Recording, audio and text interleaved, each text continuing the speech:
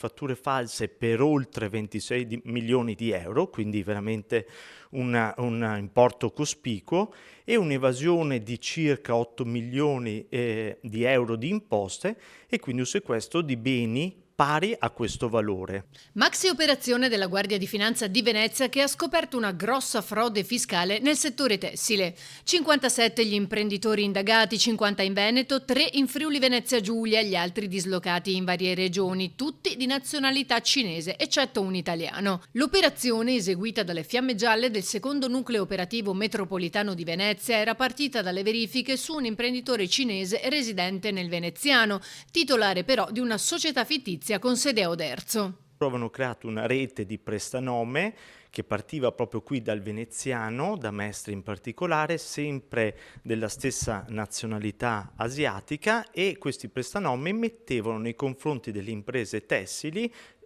fatture false.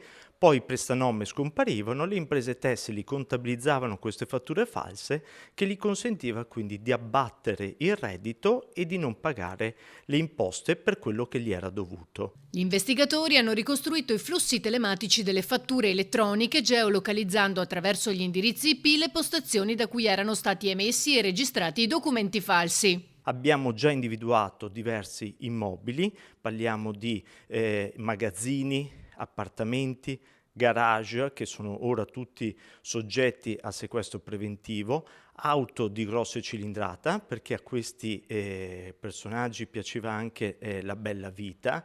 Abbiamo sequestrato conti correnti per valore già adesso di circa 2 milioni di euro.